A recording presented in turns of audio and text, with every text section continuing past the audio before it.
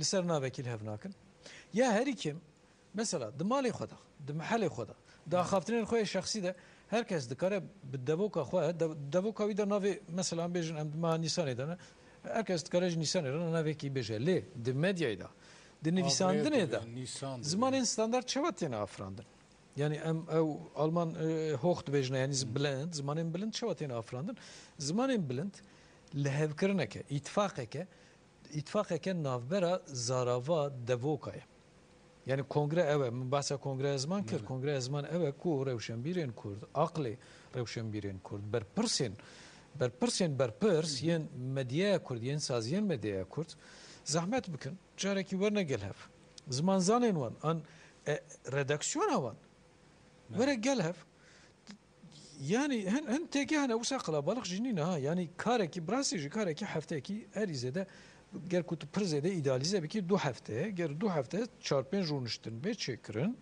bi amadekarî mirov dikare ferhengeke baş amade bike ku hemî televizyon hemî medyaya kurd yani evê wan ji medyaya nivîskiyê ji çapemeniyê bigre heta ya dîmenî çizanim radyo filan vê wan hemî em lev bikin da ku ferhengekî hevpar bikarbînin da ku milletê me tozekî nezî hev be ji ber ku di asra me da di dema çaxa me da qirna me da millet birên cihazên komünikasyonê têne afirand. Faysa dîsa me yani pirsî kiye me bînêcem hev ewana kiye bînêcem hev Faruk valla hindi vê meselê da yani iradeyekî Faruk iradeyekî ilahî tune çawa ez û te min vê derê qise dikin nîqaş dikin qise dikî gelek helse ji divêm ya gelek konferansa da ez bû me şahid li Başûrê Kurdistanê ama nayîncem hev li Bakurê Kurdistanê li vê derê li Nûçe TV li Stêrk TV Beryabî li Roj TV ew saziyên ku me tê de kar kiriye her yek ji nîqaşên me standard ev bûye li Başûrê Kurdistanê jî ew saziyên ku min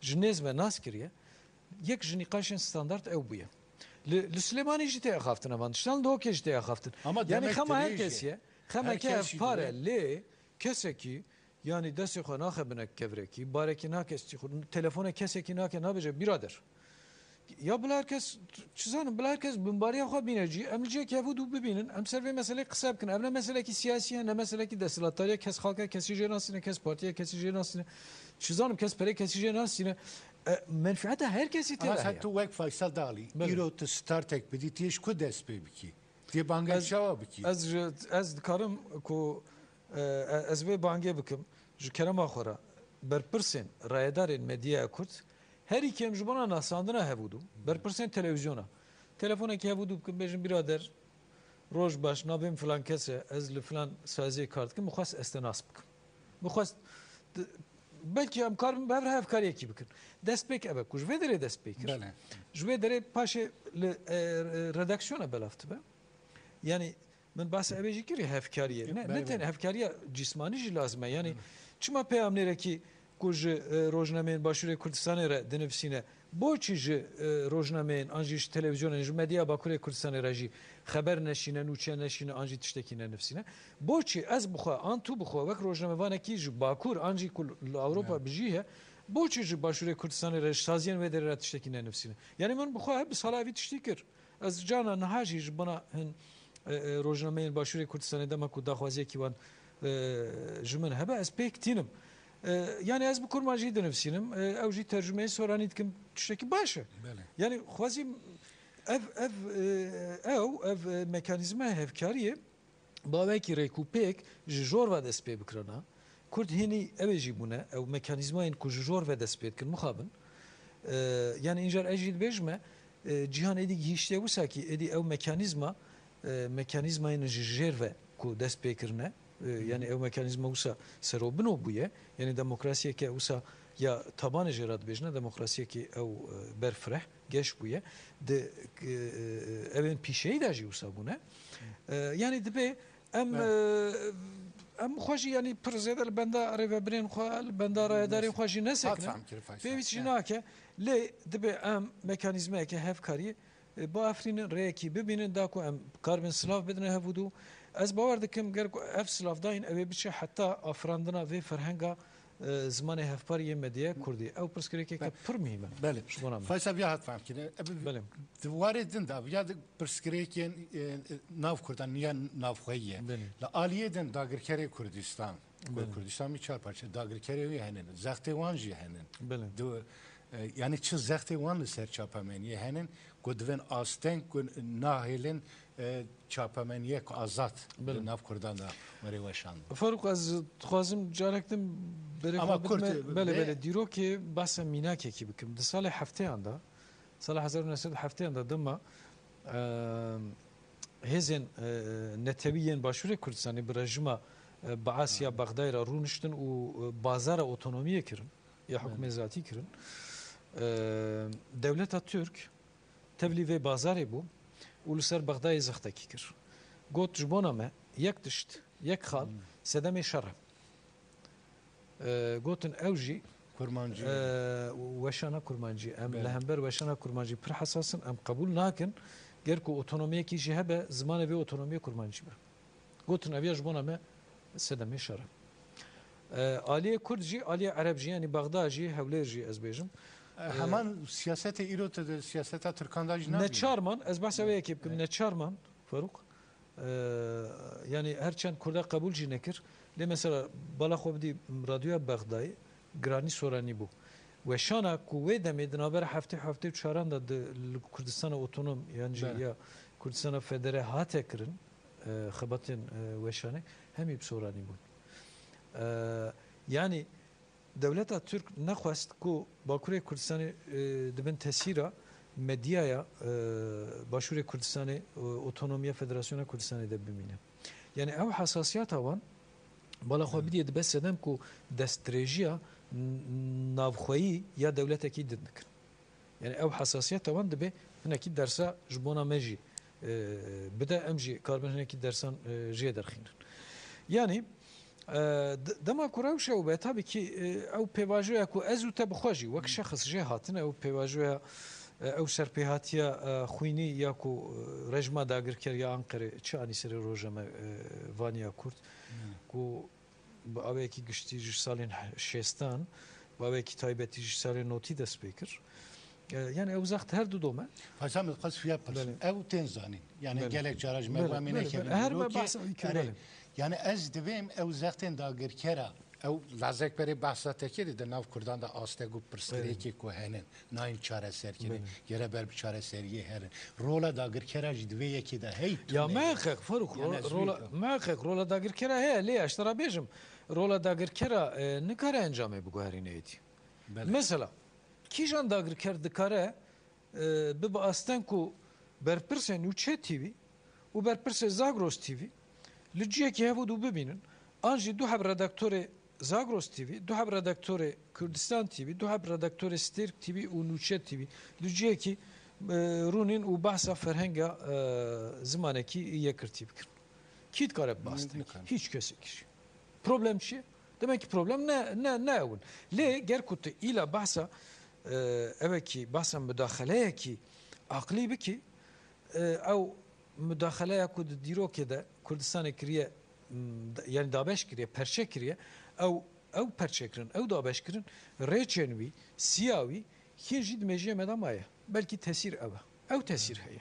Yani tesîra kolonyalizmê ew e ku em hîn jî di tegehên xwe de behsa Bakur, behsa Başûr, behsa Hewlêr, behsa Amed, behsa Süleymaniyê dikin. Ger ku em wê tesîrê karibin rakin, ew tesîra dawî niya kolonyalizmê di mejiyê me de û dibe ya ku herî zûtir jî bê şikestin ew e.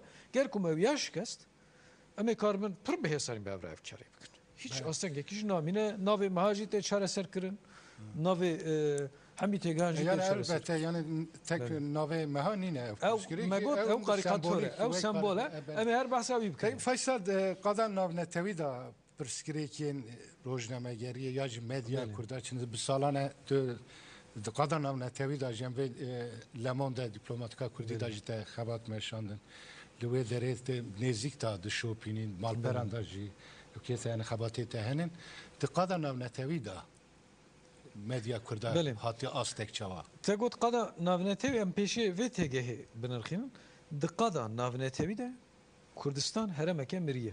Yani herema mirî çiye duvarê teknikî de herema mirî ew ku dema tu objektifa xwe berê objektifa xwe dî ser cismekî ew cisim nexwî.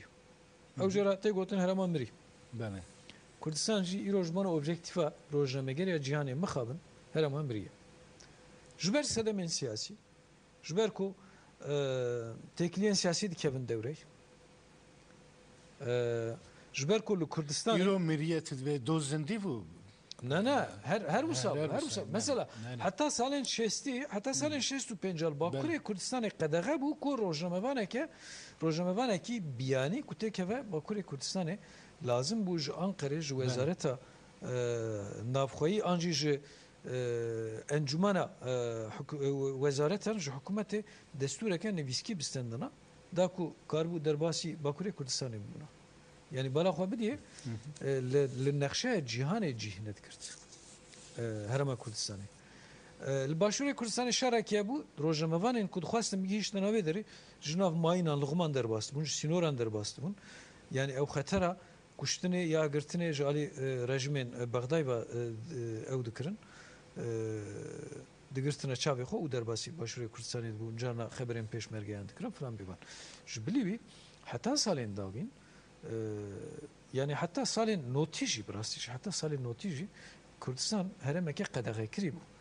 Vela xwe bidîye ki yani li Almanya romana ku derbarê Kurdan da ji alî karmayî hatiye nivîsandin navê wê Kurdistana dirinde yani Kurdistana hov Kurdistana ku insan daxil nebûye yani Kurdistana ku biyanî derbas nebûne Kurdistana ku girtiye yani bi dîwarekî hesinî ji ber çavê mirovahiyê re hatiye ew kirin girtin. Yani Kurdistan heremeke wisa bû yani ji ber wekî wek heremeke otantik wek heremeke dirinde wek heremeke hov heta niha jî di mejiyê insanan de ye. Yani sedemê vê yekî kolonyalizme tabii ew zext û qedexeyên kolonyalizmê ne ew yek. Lê sedemên dîtir jî yani piştî îro di sala 2012 de sedem jî yek ji sivan sedeman jî ew e yani rojnamevanên Kurdin xebata wana lewazê xebata wana qelse. Ji ber ku em rojnamevanê em hîn jî wek alavekî şer em xwe jî bikartînin em tenê ji bona armancên propagandatîv û ji bona armancên teknîkên şer bikartînin lê em ji wê mistewayê derketin êdî. Êdî pêwistiya me bûye ketine gelê me şiyar bûye. Gelê me şiyar bûye hemî Kurd piştgirên têkoşîna netewî hiç pirsgirêkeka îfadekirina xwe îfadekirina tevgera netewî tune li hiç berçeyekî Kurdistanê. Hemî tevgerên me televizyonên wan hinin rojnameyên wan govarên wan realiteki jî şer jî devam dike.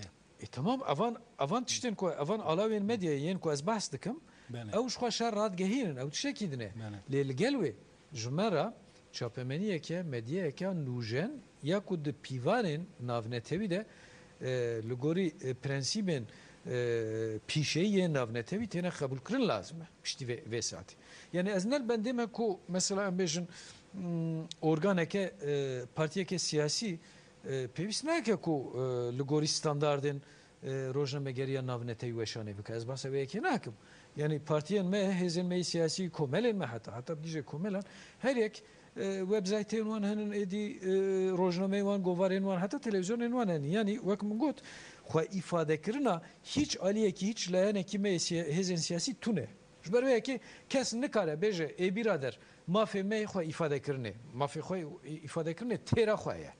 Piştî vê yekê jî biye problem. Çawa biye problem? Medyaya Kurd çapemeniya Kurd dibin siya hêzên siyasî de maye. Dibe rojek ji rojekî zûtir ji wê siyasî bifilite medyaya Kurd rojnamegeriya Kurd. Yani ew nayê wê wateyê ku piştgirî bike ew nayê wê wateyê ku li gel be ew nayê wê wateyê ku hevkarî bike. Lê rizgarkirina aqlên xwe an jî tevgera li gorî prensîbên an jî standardên navnetewî yên pîşeyî ji bona xebata wê hizba siyasî jî lazim e û ji bona têkoşîna netewî ya hemî Kurdistanê lazim e. Yani gel ku newsa be wî aqlî wî têgihiştinê em tev negerin Farûq em ê nebine çavkanî ji bona çavkaniyekî bawermend ji bona raya giştî. Ji ber wê yekê hiç rojnameyekî Kurd, hiç ajansekî Kurd, heta televizyonekî Kurd Farûq wek çavkaniyekî pê bawer medya navnetevi de nay nişandan yani bu yereki katliamekil Kurdistan edibe medya navnetevi çavkaniyen fermiyen devletin kolonizatör nişan dedin le baveri be evin aynen be medya Kurd naynen em dikarin gelek awayn wan binirxinin xaletiyen wan nişan bidin dibe em teda kusura xwe peşê biger kusura me çed ve meselede pişti em jwana bipivin jaliyedin re تو قادا ناو نتوی دا چاپمنیا ناو نتوی پیوانه وان ریبازه وان جخورا امثال ببینی میناک ببینی تدویته bu sabahsti. Yani teni kaşkirin evje ukas pakıjninin. Helbet. Evji mesela tu medya ki tu beve siyaseta devleta xwe betarafın تنکاری به بناف بکی سر بخود تنکاری بس بکی تنکاری بناف بکی به اف مدیا اف سازیا و مدیاه اف مدیا سر بخویه CNN تو بی بی سی و کی جامعه دقیقاً نونتوی دا اوه درکتنی تو یک شیء دیگلک امکانداجی دی سیاست را پیشنگی دیکن بس ام باسا چی دکن ام باسا پرنسیبین اخلاقی دکن مدیایت yani rojnamevane ki belki rasti her tim nikar be benefsine. Ev nabe be ahlaki. Yani mümkün kutu her tim nikar bi her rastiye ki benefsine. Az basa her rastiye kitkim yani dibe gotune men xalat naim faham kirin az per bwezn da axfim. Her rastiye ki dibe kurojnamevane ki nikar be benefsine. Ev yan ne be ahlaki. Le derevnevisandın be ahlaki. Problem ev. Yani medyada o be ahlaki bir taybeti tul medya kolonizatör mezediki yani devletin serdest mesela perspektif Kurdistan'da pır be ahlakın devş be ahlaki bu ne berde yani mirov ne kadar be peyven anji be weznin ahlaki be pive aman tiştan yani kategori yani ev tegaha ahlaki tegaha morale o helvester çapemeniya Türkiye kolonizatör mirov ne kadar bine gel hev yani ev du peyv nayin gel hev jberku medya serdestan medya kolonizatörüm bu xwe saziye ki kolonizatörü ev bu xwe saziye ki kolonizatörü yani ev bu xwe sujdare ev bu xwe sujdare şerre ev bu xwe mekanizma ki rejimiye hatta carna yani peşenge faşizmeye peşenge katliamaya peşenge jenosideye tul çapemeni Osmani mezeket dema jenosida Ermeniyanda o til çapemeniya Türk dema ev jenosida kul vaktaki demeki direj belav kirne kul Kurdistan'ı inahadı doma til helvest yaman mezeke heman helveste o ev helvest bine gel helvesta dema pogroma Yahudiyan ya Cuhiyan da Almanya yek tişte aynı tişte yani kesin çekler dokujun medya servi digre anji medya nişandı da kesin çekler dokujun yani hevkariye ki anji em bêjin du perçeyên yek mekanîzmayê divê meselê de yani em êdî ew ya ne medyaj yani tu esasen birastî jî ne tiştekî ne rast e jî ku mirov wan wek medya binav bike em mijarê biguhêrin vê heftê dîsa serdana Birêz Mesûd Barzanî ya Tirkiye hebû di çapemeniyê de yani di rojeva Kurdan da û li Tirkiye jî rojev مورا خل روجه به خست لسرویا گلک تشات نویسند گلک داخویانی هاتندای لیال خوازم دست پکی دوسیه کی میه برز مزافر آیات کوجی زان لآلمانیا جیران نویسند konferans daim falan hakkında hekirin rojname özgür gündem da nivise kuyle ser siyaseta AKP o serdana Birêz Mesûd Barzanî heye piştî dosya me dîsa bevra belê temaşevanên hêja dosyayek me Muzaffer Ayata nivîsawiya ku di özgür gündem da hatibû nivîsandin em wî tîne ekranê we piştî me dîsa bevra ba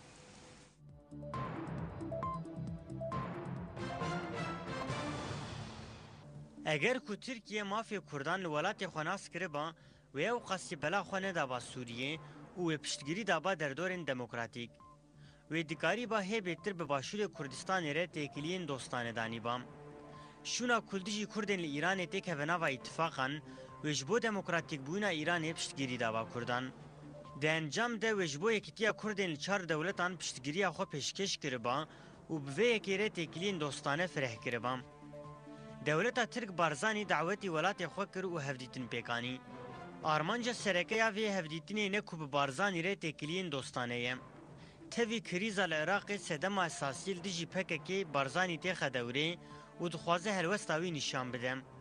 ئەف قەس دژمناتی و لەگەرینên wan نیشان dide ku Enqere ji bo asîmlekirina Kurdan ji polîtîkayên Tirkîtiyê venagere. Projeya Komarê ya yek netew û yek ziman hê di dewrê de ye. Brês Öcalan û PKK gelek caran agirbest îlan kirin. Her wiha ji bo Tirkiye riyê çareseriyê hemû vekirin.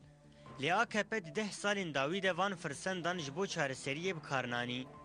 Ji xwe re dem qezenç kir û ji bo ku Kurdên birêxistinkerî belav bike, careke din statuya xwe yê entegrasyonê esas kirt. Bi vê yekê re jî pirsgirêk nehat çareserkirin û li çar parçeyên din jî dijminatiya Kurdan kir. Rêveberiya ku Kurdên li nava Tirkiye hedef bigire binçav bike, bikuje nikare Kurdên bi İran, Iraq û Sûriyê re bibe dost. Heta ku dijminatiya bi Kurdan re dewam bike ferq nake ku kî îktidar be.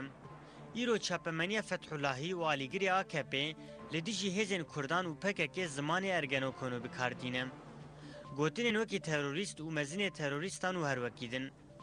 Wekî berê propagandayên derew û çi hat guhertin. Wezîrê Karê Hundir dibêje ku Kurd ne Müslümanin. Vê yekê jî di şexsê PKK û BDP de dibêje. Ma gelo wê ew biryarê bide ku kî ji kê bawer bike. Destûra bingehîniya Tirkiye jî qebûl kiriye ku ti kes ji baweriya xwe ya dînî nikare were biçûk xistin. Lê ev wezîrê Tirkan hem biçûk dixe hem jî hedef digire. Vê yekê serokwezîr jî kiribû. Dema ku hedef Kurd bin nijadperestî di dewrê de ye. Ji tîrmeha sala 2011 û vir ve destûr nadin ku Öcalan bi parêzerê xwe re hevdîtinê pêk bîne. Bi milyonan Kurd ji vê yekê nerazîne û di nava tevgerê de ne. Grevên birçîbûnê ku 5 roj derbas kir pêk hat. Lêl dijî vê yekê çapemeniya Fethullah û AKP çikir. Wan piştgirî da ku dibin navê kecekê de bi hezaran Kurd werin girtin. Di vê çerçoveyê de ji bilî berxwedana Kurdan û yekîtiya wan tir yek din nemaye. Stratejiya dijminatiya dijî Kurdan, bi îradeya Kurdan dikare were şikandin.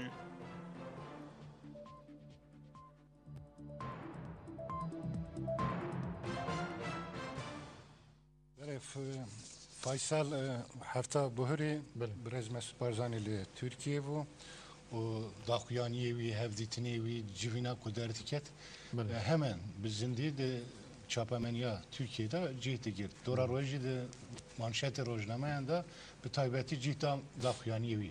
Lê em vê yekê dixwazim pirs bikim. Berê jî serdanê wî yê Tirkiye çê bûn. Ev serdana wî taybetmendiyek wî hebû. Yani çi bû ev yekê pirsim ku Türkiye bi taybetî medya Türkiye giringiyek aha mezin dayekê. Yani birasî ez nelger bê baweriyê me ku yani gors serdanê wî yê berê. Ez jî wî dibêjim. Yani ez hevbîr nînim divê meselê de her tim medya Tirk baweyekî pir baldar nêzîkî serdanên Barzanî yan jî yên Telabanî bûne û heta piştî çûna wan heta berî hatina wan di demên berê de çend sal berê yani nîqaşa dawetkirina wan bi xwe dibû mijarên medyayê ne hatina wan. Yani di derbarê dawetkirina wan da nîqaş dihat kirin. Yani çawa dibe ku Barzanî an Telabanî wê bê dawet kirin. Yani sanki pir aksiyonekî pir pêşveçûnekî mezin û erjeng û balkêş be. Yani wisa li bîra min e. Yani heta ew serdanên wanê di dema Turgut Özal de di salên notî de destpêkên salên notî de tu zanî yani her yek xwe bûyerek bû yani rejima Kemalîst rejima Türk yani wek bûyerekî pir ecêb bûyerekî pir balkêş bûyerekî pir erjeng binav dikir hatina wan. Ji ber ku serokê Kurd bûn çawa dibe dewleta Türk henekî serokên Kurd serokên partiyên Kurdan wek muxatab qebûl bike û bi awekî fermî pêşwaziya wan bike. Em ji wan roja hatin vê dirê. Yani di serdana Barzanî ya dawîn de tabî gelek tiştên balkêş hene yani medyaya Tirk jî dixwaze li gorî xwe pozisyonekî bistîne û ji vê serdanê hinekî encam derxînin. Yani li gorî baweriya min tiştê herî cuda ji vê serdanê ji yên berê Demi serdanên Barzanî de, yên Telabanî de mijareke standart ev e lewazkirina PKK. Ev ya mijara standart e. Ev ya hiç tiştekî nû tê de tune. Hiç pêwîst nake em serê baxivin. Ev yek. Yê duyem ya girîng rewşa Iraqê ku mümkün e li Iraqê rewş biguhere. Mümkün e ku ji Iraqê ji xaka siyasiya Iraqê dewleteke serbixwe ya Kurdistanê derkeve. Xala duyem Pirsgirêka Sûriyeyê de ihtimala bi destxistina statiyekî Kurdaye. Evet. Di mesela PKK ve Grêdayê jî tiştê ku ji berê cudatir ev e niha li gel van her du bûyerên ku qewmî ne li Bakurê Kurdistanê jî em gihîştine êdî pêvajoya bi çi awayî dibe bila be pêvajoya çareseriye. Yani ew müzakere an bi dawîbûna müzakere an ihtimala bi destkirina müzakereyên nû an ihtimala şerekî nû şerekî êdî bê kontrol yani vana hemî li maseyê ne. Yani ev her sê tişîl ser maseyê ne. Yani ya ew ê li hevatinekî dest pê bike ev li hevatin heta ku derê bimeşe evvel ku derê bisekne ev tiştekî dinê nîqaşekî dinê lê ya mühim destpêka li hevatinekî ya duyem destpêka şerekî ku ji kontrolê derkeve yani ew ihtimal jî heye. Peki bana hani tu Serdana Barzanî kuda bicîhtikî. Bele tabii yani ya kuj Barzanî tê xwestin müdaxile yani daxile ve prosesê bibe. Tabii ama daxwaza devleta Tirk çi ye? Çareseriyekî ku ew dixwazine. Yani yani AKP Tayyip Erdoğan dixwaze pirsgirêka Kurd bavekî çareser bike. Bes çareserî çi ye? û bi navdana wan di pirsgirêka Kurd de çareserî çi ye? Çareserî ew e ku ya dilê wan e ya ku ew dixwazin. Yani ya ku ew dixwazin çi ye? PKK'yeke baskişkestî ku were li hember wan rûnî û hemî daxwazê wan pêk bîne ev yek. Ya duyem di warên mafê netewî de teslim bûne yani devleta Türk di warê mafê netewî de tamamen teslim bûnê dixwaze. Hiç naxwaze mafekî etnîkî yên komî yên netewî yên grûbî nas bike ji bona Kurdan. Erê dibêjam dikarin hinek mafan li serê baxivin hinekî mafan îadeyê we bikin lê ew maf çi ne mafên şexsî ne mafên ferdî ne. Yani tikarî bi Kurdî baxivî lê tu nikarî bi Kurdî biçî mektebê. Tikarî bi Kurdî strana bêjî lê tu nikarî bi Kurdî pirtûkên dersa binivîsînî. Tiştên wisa tikarî ji fedmê xwe re bêjî bi Kurdî propaganda helbijartinê bikî lê tu nikarî partiyekî Kurdî da mezrînî. Tikarî bibî rêvebir li saziyekî dewletê lê li wê saziya dewletê nabe ku bi Kurdî bê axaftin. Tiştên wisa. Yani ew çareseriya ku li gel wane li pêşiya wane ya ku dixwazin bi Kurda bidine qebûl kirin ev e. Încar ji bona yani evekî çawa bêjim şolî proseseke şolî ku bidine dest pêkirin û aqlê Kurda tevlîhev bikin bi rastî gelek hîleyan bikartînin. Yani navê datînin şer rawestandin navê datînin çekdanî navê datînin aştî belê Daxuyaniyê kujariyê da nehatine dayın ku dora royê de tabii evana hemî taktikin em dizanin yani hiç pêwîst nake em ser tiştên wisa jî baxivin yani tiştên ku heta niha Barzanî hiç negotiye û nabêje jî û têda berjewendiyên wî menfiatê wî jî tune ne li ser navî têne gotin. Yani ya mühim ku di nava raya giştî da tevliyekî çêke û karibe pozisyonên hêzên siyasî yên Kurd bîne hemberî hebu dû evekî şolî çawa bêjim dîmenekî şolî derxîne meydanê di navbera Kurda ew bike û bi aveyekî de encam da jî bi aveyekî giştî serdestiya psikolojik bi dest bixîne. Yani problema devleta Tirk ew e niha ku bi rastî di vê prosesê de serdestiya psikolojik ji Kurdan ji tevgera Kurd bistîne.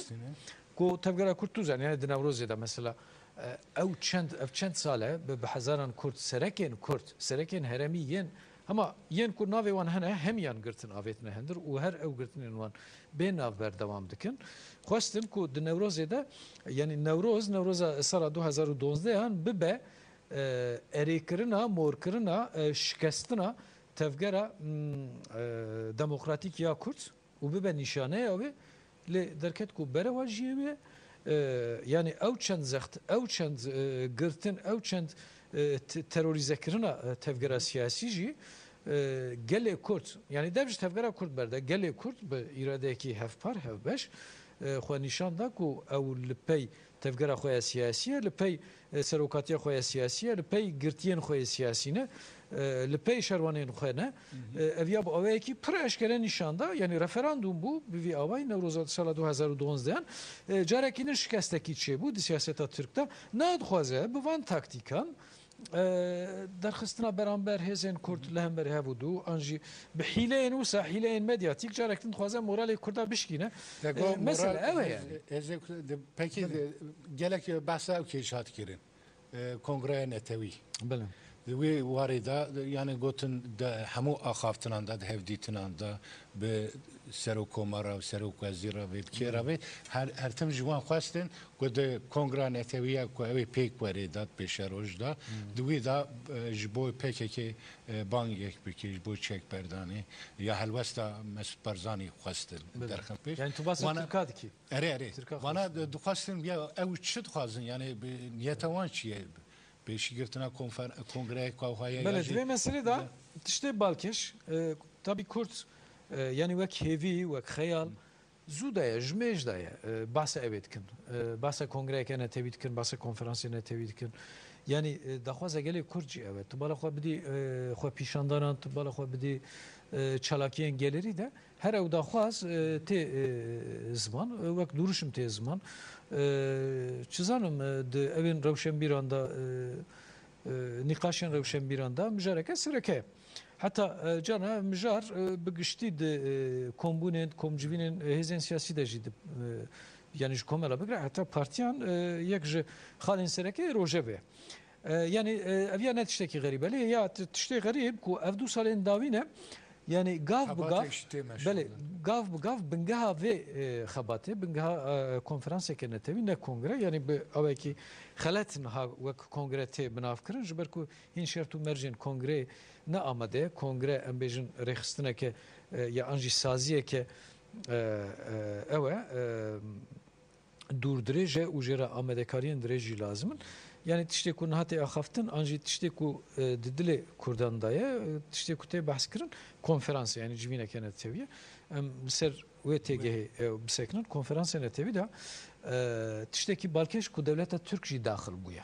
yani devleta Türk jî ew ê bi awayekî bi siya xwe bi tesîra xwe tevlî vê konferansê bibe dixwaze tevlî vê konferansê bibe armanca wan çi ye armanca wan dixwazin ku konferansekî wisa kom bibe di vê konferansê de bêko hiç tiştekî din bê axaftin tenê hêzên siyasî yên Kurd yên perçeyên din bi taybetî serokatiya siyasî ya Başûrê Kurdistanê siyasî ya li ser tevgera Başûrê Kurdistanê li ser PKK zextê bike da ku dev jî çêkan berde devleta Tirk dixwaze ji vê konferansê vê armancî bi dest bixîne yani dixwaze vê civînê ji bona çekberdana PKK ji bona an jî destkeşana çekaniya PKK bi kar bîne ji bona veyekî dibinî da jî teşvîq dike ku civînekî wisa jî konferansekî wisa jî çê be balkêşe bala xwe bidê ki devleta Türk bereva jî hemî helwestên xwe siyasî dixwaze tiştekî wisa tenê ji ber ku ew ê li dijî PKK hêviyeka wan heye ku encamekî wisa bistînin teşvîq dikin ku Kurd konferansekî wisa bikin da ku hemî hêzên Kurd wek îradeya Kurd nîşan bide îradeya hevpariyê Kurd nîşan bide û li beramberî PKK derxîne da ku ew konferans ji PKK re banga çekberdanê bike lê ev ye xeyaleke xam e tiştekî bêmane ye tiştek var civînekî wisa jî çê nabe deman demê da li Katarê jî daxuyaniya ku didaye Digo PKK ku çekteynê em operasyona din seknandin hemen dişibin heve tabii ev ya dizayna yani argumenta ideolojik ya ve tesadüf ne tabii wisa ne lê aliyê din jî Faruk yani di mehê biharê da kinga mihar dest pê dike bala xwe bidî yani ji salên notiyekî salên notî duyan da jî yani duwan salên nerî xedar da ku devleta Türk şerekî konseptekî şerê topyekûn da bû dest pê kirin jî di mehên biharê da rayedarên Tirk çend heb duayên wan ê standard hene di Adarê de Nîsanê de Mayîsê de bahar ne bila dev erê bihar ne ew ji xwe bahar te ew tiştekî din e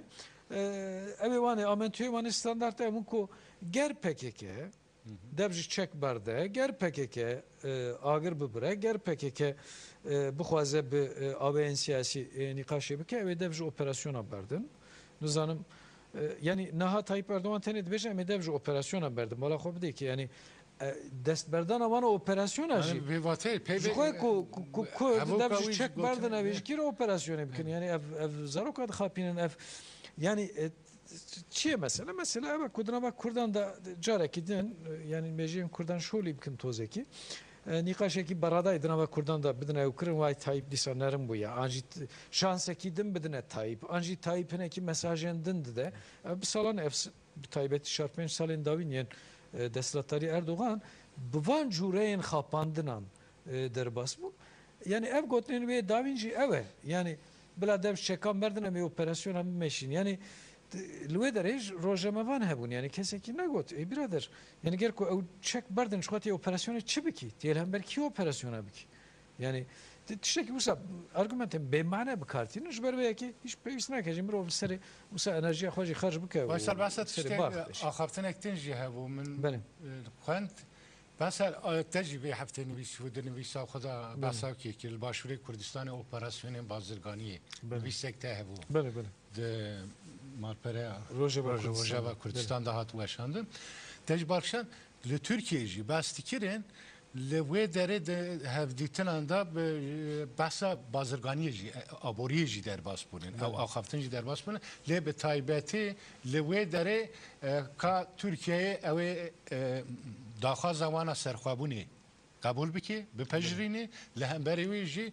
ji wê derê sedî pêncî nifta petrola Başûrê Kurdistan bi vê şirîkê wî ya jî bidê qebitandin divî de li hevhatinek wan divên derbas bî axaftinek ew derbas bî îro bi taybetî ez bawerim Fikret Bila nivîsî bû da axaftina xwe da wî balkişan û ser wî yani ne tenê dwarê siyasî de dwarê aborî da jî ew hatina birêz Mesut Barzanî mora xwe li rojevê yani tabii Faruk drojeme de aborî siyaset êdî mirov nikare ji bu cuda bike yani aborî bingeha siyasetê siyaset bingeha an jî jêrgeha aborîye êdî yani tiştekî wisa qewmiye ji ber vê yekê em petrol û mesela serxwebûn û mesela petrolê an jî imtiyaza petrolê nikarin ji bu veqetîn an jî mesela bazirganiya bi Başûrê Kurdistanê û mesela statûya siyasî Başûrê Kurdistanê em nikarin ji bu veqetîn hemû bi eva girê dayne galegalekî wisa heye gotugotekî wisa heye ku tê gotin yani serdana Mesut Barzanî yan davîn tu zanî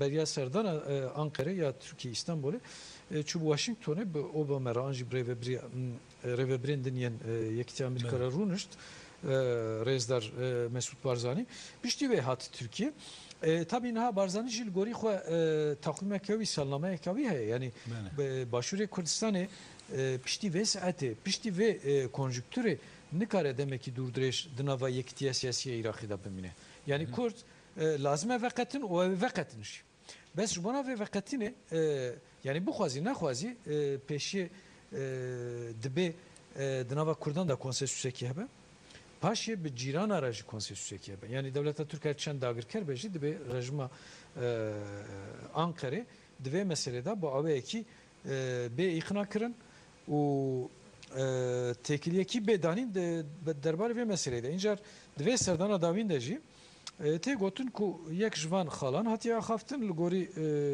ew nûçeyên ku nehatine piştrast tabii evana nehatine piştrast kirin dibe evana bi dîqet bikarbînin tê gotin ku li hember ji sedî pêncî imtiyaza petrola Başûrê Kurdistanê dewleta Türk amadebûna xwe eşkere kiriye diyar kiriye ku ew bikin serxwebûna Kurdistanê qayîl bibin razî bibin dengê xwe nekin yani ew tiştê gotin ama bazirganiyek mezindir navberawan mesela te di nivîsa xwe da balkişan bû besa 5 salane 5 milyar dolar zêdetir û sal bi sal jî pêşa roj da mesela besa 20 milyar dolarê têkirin di sala 2008 da wisa dihat çaverêkirin ku di salên 4-5 salên pêşiya me da yani di salên 2012, 13, 14, 15 de hecma bazirganiya navbera Türkiye û Başûrê Kurdistanê bigîje 20 milyar dolarî. Bala xwe bidî ki Yani bütçe başvuru Kürdistan'a ne 17 milyar dolar. Yani bütçe aman 17 milyar dolar. El an euro de navbera 10-11 milyar doları da. Yani ciroya bazırganiye her doğalyan. O ev ciro hemi ciranın Türkiye zedetre. Yani hemi ciranın Türkiye bazırganiye hemi ciranın Türkiye ile aliye ki Faruk bazırganiye bu başvuru Kürdistan ile aliye ki. Yani devlet Türk de cihan eder pişti yekiti Avrupa her izede bu bazırgani başvuru Kürdistan redke. Yani Amerika zedetre. De o rakam Amerika jiboriye. Beriya seçer salam bere ticaret başvuru Kürdistan de reza seyem da bu. Le iro gişte reza duyam. Yani avana rakamın ku em dizan rakamın vekirin eşkerane incar bazırganiya qaçaqji bazırganiya kunay qeyd kirin tekrin zani ev hacmavi ji pır zedetre jber ku mesela yani qaçaqiye ki busa muazzam yen cğareyan yen petrole u yen gelek tişten madeyin xwarne tekrin ku ev emcerat bejna aboriya wendai yani bey qeyde ger kut ya bey qeyd ji bigri ben qeyd rakam evanji hep jenine az bahar dikin belki bir seviye bazırganiya bir ekiti Avrupa raş. Ev çend gringe yani başvuru Kürdistan eş bona devleta Türk. Yani Aliye başvuru Kürdistan Brez Mesut Barzani de hevditin ada vi Aliye abori danayni serması de hevditin anda. Evyaji gere neydi? Ku ne usabe? Yani merv karib yaji de. Ku ne usabe yani ku Kürt tabii nabuxazi ciran evudunun her duali. Yani gerku ambejin mesela Türk tekliya xo çava be ciran Ermenistan era kut kirin. Karbon başvuru Kürdistan era ji kut kirin. Lel Ermenistan'ı salana 10 milyar dolar tunaya.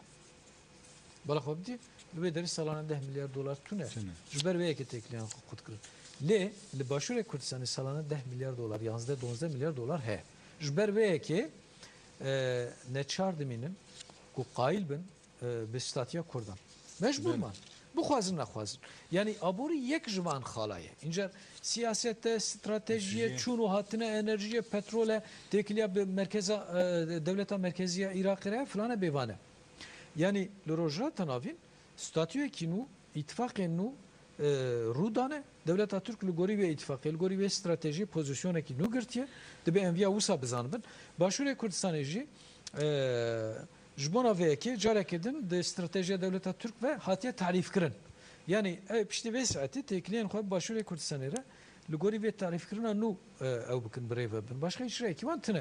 Tabii ve meselede pozisyona PKK çabe eve bixwazin ku hezen başvuru Kürdistan'ı behneki bertiran behneki ve avantajın pozisyona nu liser wan zexte bikin da ku evji liser PKK karbon bibne xwedî bandoreki da ku PKK nezi ev avayên çareseriya devleta Türk bikin.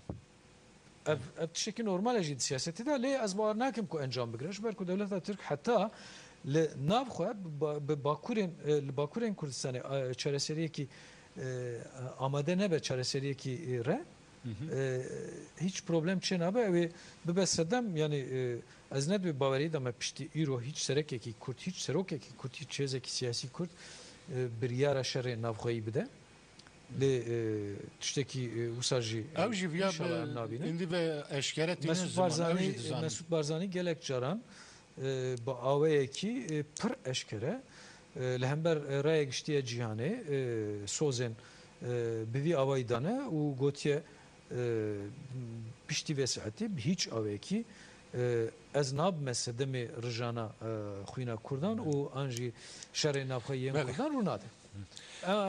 Raya giştiya Kurd jî ev ya wek teminat qebûl dike yani giştiya wê çi bêgotin. Faşala mijarê dîsat guherin dosyekî me heye di sirê da vê heftê Wezîrê Karê Hundirê yê Tirkiye İdris Naim Şahin daxuyaniyek tal serwî li parlamentoyê nîqaşek dest pê kir. Dîsa de Özgür Gündem da Delil Karakoçan li ser wî nivîsek wî heye. Temaşevanê hêja piştî dosyemê dîsa vevravin.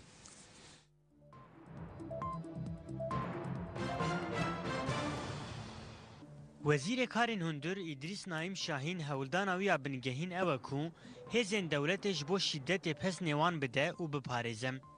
Ji bo hêzên demokratîk yên Kurdan jî biçûkxistin, zimandirêjî û tehrîk kirin heye. Bi vê yekê jî pirsgirêka esasî ji rojevê dûr dixem. Ji xwe wiha bû, axaftinên Şahin wekî mafdarî rastî nerazîbûna parlamenterên BDP'yê hat. لمجلیسی و دروی مجلیسی نقاشین لسر دین پیک هاتن جنش کاوه روژه هات گوهرتن تشتا کو اساسی روژه ده بمینه بوی اکیره پاش دکد AKP di çarçoveya din de BDP xiste nava nîqaşan. Pirsgirêkên esasî rojeva mirovatiyê Roboskî, Pozantı, operasyon grevên birçîbûnê yên girtîgehan û li derve gîştiya asta mirinê, pirsgirêkên ji ber van, tecrît, binçavkirin û girtinan ji rojevê dûr dixin û dixwazin bidin ji bîrkirin.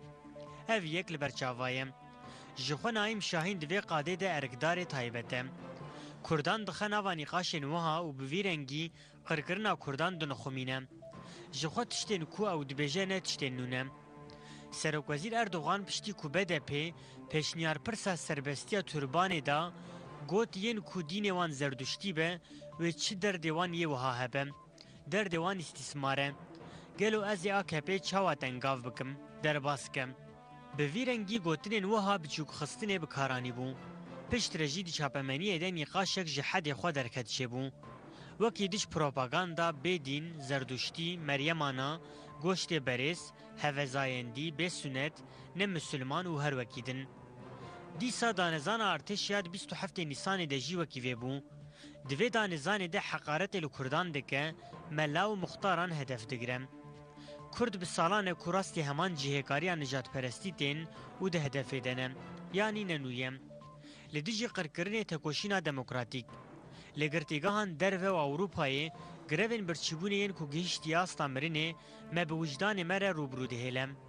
Tecrît û operasyonên ku rojane jiyana me dîl digire. Wekî wijdan siyaset jî di vê rojevê de maye. Faysal nivîsê de bi tiştê balam dikişe mesela bi daxuyaniya İdris Naim Şahîn divê dixwazin ku rojevê biguherin. Yani çapemenê de ciyê pir gerî ew mezin girtî. Ew daxuyaniya wê. Yani çima kesek aha kesik bê ew şî navê. Yani hemû daxuyaniyê wî li wê dertê nîqaşkirin û henekê xwe pêdikîn dikerin gel kes ew tî nagirin ciddiyetê jî û wezîrê ku ha ça da hikûmetê de dihêlin cî didin. Tamlayı xêwane û hemî wezîrên wan divê misteviyê de ne. Yani çi ferqa Naim Şahîn Fekîro çi jiyê din heye? Ma Tayyip pir ji wî baqiltir. Yani ez ew nakim napejrînim ku mirov bêje Naim bêaqil e jiyên din. Yani tu ji min pirsî Ya behsa xina yani her daxuyaniyê wî yani mirovekî çawa bêjim yani ciyê henekaya ciyê yariya ye lê ew gotinên ku ew dibêje beriya wî Tayyip Erdogan bi dehan car got. Yani dibe henek laliyekî Faruk mezinê wan xilo ye wisa dibêje. Tedî gotinekî Kurd ye. Erê xwarina wan çilo be mezinê wan xilo ye. Yani xwarina vana çilo ye. Yani ji ber wekê İdris Naim Şahîn mesela karikatürist pe henekê xwe dikin em Kurd jê aciz dibin pê qehrin filan bivan lê dibe em li wî jî neheqî nekin yani. Fekîrekî dere ne müsteva seviye Türk eve yani. Siyaseta Türk eve. Yani Ma Yıldırım Akbulut vi welatî ne bu serok vezîr. Tidavaçit ki incar qey ew ji Naim pir baqiltir bû. Naim Tayyip ji Naim pir baqiltir e. Yani ez bahsa evet kima müsteva çanda wan anjî centilmeniya wan anjî mirov bûna siyasî bûna wan dikim müstevaya siyasî bûna kabineya Tayyip Erdogan hemî wekeve hemî Naim Şahînin ev feqîrê hanê li ber çave belkî jiyên din ewtir be tozekî jiyên din tozekî kêmtir be yani tenê ew e. Yani size Rojav'e göre bir Rojava mecid dagına ki ya dama bere dama mirovekî wisa ku be wezîrê karê navxweyî ev her tim Rojav bê guhertin yani dema devê xwe axife Rojav tê guhertin ji ber ku ji bona rojnamevanan jî kesên wisa lazim in bazxotên wisa ku henekê xwan yariyê xwe bi wan bikin ji ev mirov jî bi taybetî yani tabii fonksiyonê wê wisa jî henin yani ji bona ku mirov argumentên wisa bi kar bîne ji bona ku ji Kurdara bêje zerdeştî û nizanim goştê weş dixwe nizanim çi yani dibe kesekî wek Naim Şahîn bede yani dibe aqlê wî ew li vê mistewayî be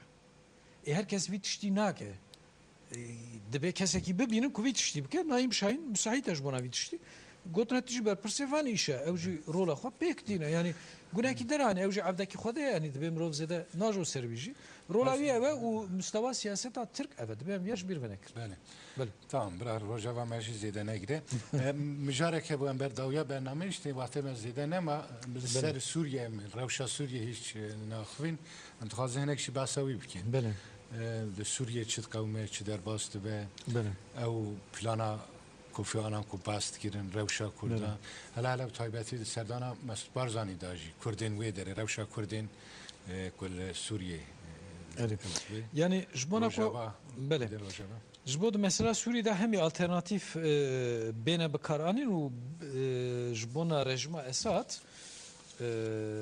davya re be kabul kırın filana Kofi Annan kısmına devre gori fikramın yani jbona ikna kırına Çin'e u Rusya u jbona ikna kırına Avraya geçtiye kul hember operasyon ekili diji Suriye jbona ikna kırına raya geçti evî şansê jîdane Hafız Bişar Esad dizanin ku ev şans naçeserî basa plan bele bele yani tenê ji bona bikaranîna hemû alternatîfa evî alternatîfa dawîn bû ew bêjin me viya jî bikar anîn û rejim hiç evekî nake yani ne hevalbendê çareseriye rêyekî dîtir name dibe were müdaxale kirin yani ji bona ku rêya giştiya siyasî ya cîhanê bê ew kirin bê îxna kirin evî tiştî bekanın yani ev dizan ev plana çeseri ejber ku ev bixwa planê sabote bikin yani ye ku ve planê danîne pêşiya rejima Şamê ev bixwa planê ev bikin sabote bikin yani bala xwe bidîye ki Tayyip Erdoğan çi cot standarde yani bu Türkiye çifte standart bir çi cot standarde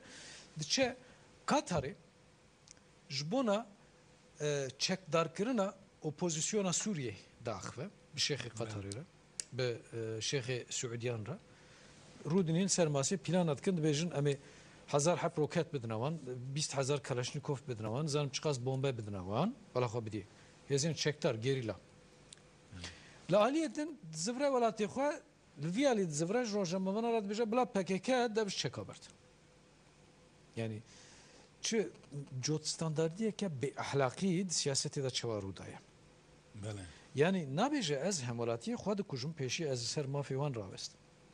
Ev serhildanekî 30 sale kul Bakurê Kurdistanê şerekî çekdarî didome nabêje ez biya çareser bikim diçe Qatarê li gel wan şêxên ku bi perê petrola gelê Ereb ew dikin dimijin evî pereyî ji wan bistîne çek bistîne li Hatayê li İskenderun Antakya ew wan çeka bidine hinekî opozisyona Suriye ewan bişine nav Suriye li bedere şerek çekdarî bidine organize kirin bidine domandin artêşa li Türkiye amade bikin ji aliyê din vajî ew bize ravî alê ew bêje bila PKK dev çekan berde yani ev cot standardî divê mesele da jî diyar mesela Sûrî da jî Faruk ez bawerim ku Sûrî êdî birastî jî ya Faysal berdawya bername tin dekeme pirindik mane gotine tebra davi vijin Revşa Kurda duwe pozisyona wan ez jî dixwazim behsa wê yekê bikim yani mesela Sûrî'de em gîştine encam et yani drojen davîn dane em mesela Sûrî'de ev müdaxalekî çi bibe ez basa formê wê nikarim yani dikare gelek formên cuda cuda hebin yani wek Libya'yı jî dikarim bibin ez bê meselê ji yani me basa cot standardiya cîhanê û ya evê jî kir ya devleta Tirk jî kir ew kesên ku ji PKK ra banga çekberdanê dikin heman kesên ku li Libyayê û li Sûriyeyê û heta li Yemenê çekdarkirina opozisyonê girtibûne ser xwe yani bi destekî xwe çek ji wan ra dişandin destê xwe ra jî bi destê din ra jî ji PKK ra tiliya xwe derjandin gotine çek deyne yani cot standardiyekî wisa li cîhanê heye hiç behsa mirov wan û ew têgehên ehlaqê nikare deyne beraber berjemendiyê wan li Sûrî ger ku çarekî çekdarî de hebe bi dilê xwe vîşî dikin încar divê meselê de jî Kurdên Sûrî Rojavayê Kurdistanê dibe li berjemendiyên xwe û li pêşeroja xwe haydar bin yani pêwîst dike damezrandina artêşekî müdafayê parastina mafên xwe bi taybetî dibe di demekî nêzik de were rojevê ger ku li wê derê şer bi avêyekî eşkere ve guheze şerekî navxweyî û müdaxaleyekî çekdarî ji derva bi taybetî ji alî artêşa Tirk ve bê kirin dibe Kurd xwedî alavên xwe parastina herema xwe bin Rojavayê Kurdistanê bin ji bilî vê rêyekî dîtir tune an bê dagirkirin gel ku bê dagirkirin û berxwedanekî li hember dagirê tune be yani mümkün e ew mafên ew statiya ku îsal dikarin bi dest bixînin belkî 20 salê din bê texîrkirin ji ber wê yekê dibê jîrek bin û zindî bin. باشه سپاس فیصل سپاس بای تبلیغات سپاس باش. جبوی نرخاندنی ته بله تماشاوان نیجا ام هاتن داویا برنامه هفته یکشوندا روزا یکشنبه دمان ساعتی دا ام دیسال پیشبری وبن حتی و دمی ببینین ناو خوشی دا دم باشه